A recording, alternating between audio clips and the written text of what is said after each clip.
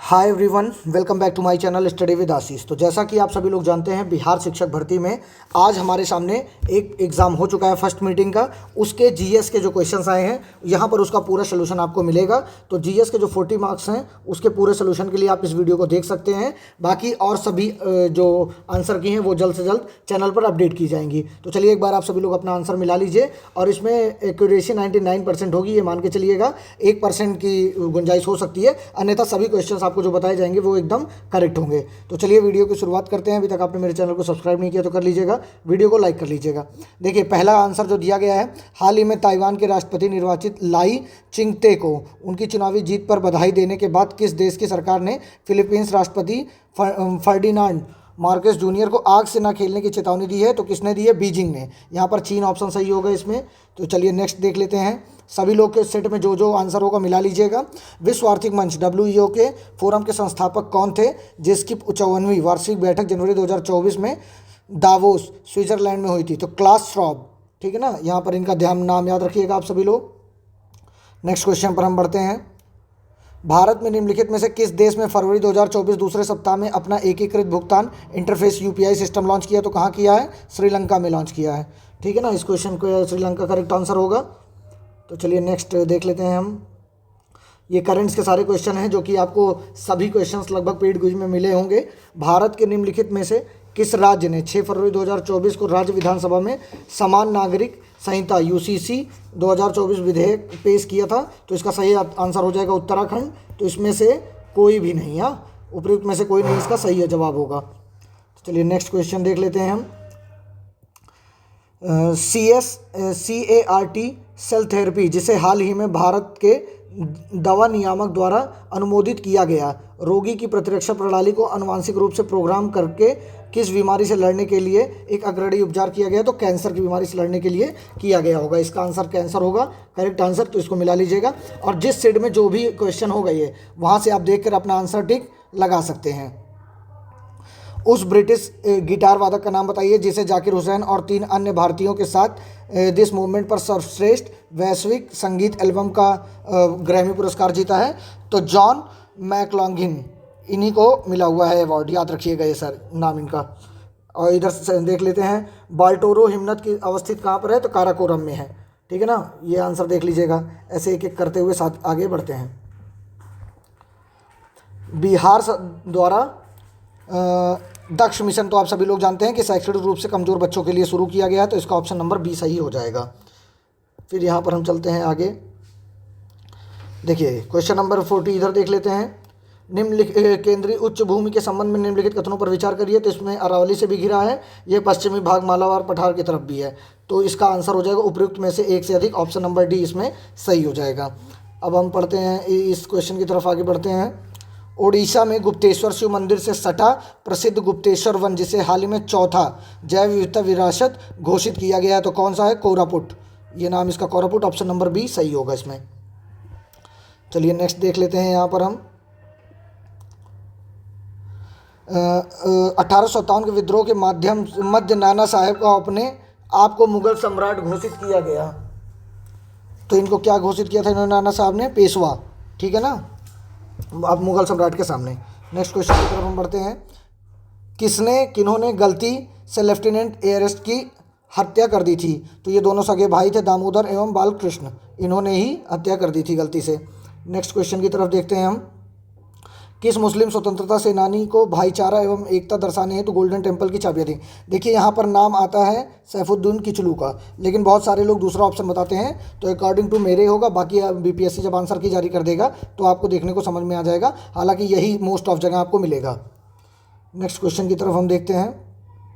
21 अक्टूबर 1947 को किस स्थान पर सुभाष चंद्र बोस ने स्वतंत्र भारत की अंतरिम सरकार का गठन किया था? तो ये क्वेश्चन बहुत बार रिपीटेड है, सिंगापुर। अभी ऊपर आ जाते हैं। यहाँ पर क्वेश्चन नंबर 51 का आंसर नहीं मिल पाया है अभी। और क्वेश्चन नंबर 52 देख लीजिए। दक्षिण अफ्रीका में महात्मा गांधी किस स्थान से कार्यकर्ताओं को मार्च निकाला थी? तो यहाँ पर देखिए ये ऑप्शन भी सही हो सकता है, न्यूकैसल से ट्रांसवाल तक, ऑप्शन नंबर A भी। और यहाँ पर जो बुक्स में मिलता है वो मिलता है नटाल से लेके ट्रांसवाल तक। तो इन दोनों में से कोई भी आंसर सही हो सकता है, तो ये सस्पेंस में रहेगा। तो चलिए नेक्स्ट क्वेश्चन देख लेते हैं हम। नेक्स्ट क्वेश्चन हमारा होगा यहाँ पर क्वेश्चन नंबर 54 पर चलते हैं। देहरादून में इंपीरियल फॉरेस्ट रिसर्च इंस्टीट्यूट की स्थापना किसने की थी? तो किस वर्ष की थी, सॉरी, तो 1906 में हुई थी ये। तो फॉरेस्ट रिसर्च इंस्टीट्यूट की स्थापना 1906 में हुई थी। तो चलिए नेक्स्ट क्वेश्चन की तरफ हम देख लेते हैं। देखिए मैथ्स का क्वेश्चन होगा, तो इसमें पूछा है ये, यदि x = 3/2 स्क्वायर, जो भी ये क्वेश्चन है इसको देख लेंगे, इसका आंसर करेक्ट हो जाएगा 3/2 - 12, ठीक है ना। तो इसमें ऑप्शन नंबर बी इसका करेक्ट होगा। तो ये मैथ्स के कुछ क्वेश्चन हैं। उसके बाद आपको अभी क्वेश्चंस मिलेंगे और भी आगे दिए गए हैं जीएस के, थोड़ा सा क्रम ऊपर नीचे हो गया है। तो इसमें देख लीजिए 56 में 1000 पर 2 वर्षों के लिए 4 प्रति वर्ष चक्रवृद्धि ब्याज क्या होगा? तो प्रयुक्त में से कोई नहीं आंसर आएगा, इसका करेक्ट आंसर ई हो जाएगा। नेक्स्ट की तरफ हम बढ़ते हैं। एक नियमित बहुभुज जिसे प्रत्येक बाह्य कोण की माप 45 डिग्री हो की भुजाओं की संख्या क्या होगी? तो इसमें 8 आंसर आ जाएगा करेक्ट। नेक्स्ट क्वेश्चन की तरफ हम बढ़ते हैं।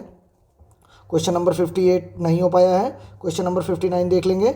तो इसमें किसी संख्या का 4 गुना 60 से ही उतना कम है जितना कि 7 गुना 61 से कम है। ये क्वेश्चन का आंसर हो जाएगा 11। इसमें ये करेक्ट आंसर हैं सारे। इसके बाद जीएस के जो क्वेश्चन और बचेंगे वो हम देखेंगे, अभी आगे जीएस के क्वेश्चन हैं इसमें। देखिए एक आयत की चौड़ाई उसकी लंबाई को 3/4, यदि आयत की परिधि 546 सेंटीमीटर है तो आयत की विमाएँ सेंटीमीटर में है। तो इसमें उपयुक्त में से कोई आंसर नहीं होगा करेक्ट। जियो स्टेशनरी उपग्रह अनुमानतः किस ऊंचाई पर स्थित है? तो ये 35,800 पर होता है, लेकिन यहाँ पर 35,000 को भी करेक्ट माना जा सकता है। अगर ये 35,800 को करेक्ट लेते हैं तो यहाँ पर ऑप्शन सही हो जाएगा, उपयुक्त में से कोई नहीं, ठीक है ना। तो नेक्स्ट क्वेश्चन देख लीजिए। एक बैग में 187 रुपये, 1 रुपया इतना, ये क्वेश्चन देख लीजिएगा। 10 पैसे के सिक्कों के रूप में 3:4:5 अनुपात में है। बैग के प्रत्येक प्रकार के सिक्कों की संख्या क्या होगी? तो उपयुक्त में से कोई नहीं, इसका भी आंसर हो जाएगा। तो ये सारी चीज़ें ध्यान रखिएगा। आंसर जो बता रहा हूँ ये जानिए कि करेक्ट ही आंसर है लगभग सभी। यदि वृत्त की त्रिज्या 40% बढ़ा दी गई है तो उसका क्षेत्रफल क्या होगा? तो 96% होगा इसमें। साबुन उद्योग का उपजात क्या है? तो ग्लिसरॉल है, ठीक है ना। ये करेक्ट आंसर हो जाएगा इसका। नेक्स्ट क्वेश्चन की तरफ हम बढ़ते हैं। देखिए निम्नलिखित में से उथली झील कौन सी है? ऐसा क्वेश्चन पूछे हैं कि आपका दिमाग पागल हो जाएगा। तो खारी झील को उथली झील कहते हैं, तो ये मान के चलिएगा जो भी खारी झील होती है उथली झील कहलाती हैं। टफ किससे संबंधित है? तो टफ ज्वालामुखी से संबंधित है, ज्वालामुखी की राख से संबंधित है, ठीक है ना। जीवोम कौन सा चैपरेल के रूप में जाना जाता है? तो ये भूमध्य सागरीय झाड़ी वन, इसमें ये इसका आंसर हो जाएगा, सॉरी। इसमें ऑप्शन नंबर ए हो जाएगा। सारी हवाएं जो होंगी, देखिए पहले में पहला मिला देंगे आप, दूसरे में दूसरा, तीसरे में तीसरा, चौथे में चौथा, ठीक है ना। तो जैसा कि आप सभी लोग जानते हैं कि इसका 1 2 3 4 आंसर हो जाएगा। एक सेकेंड,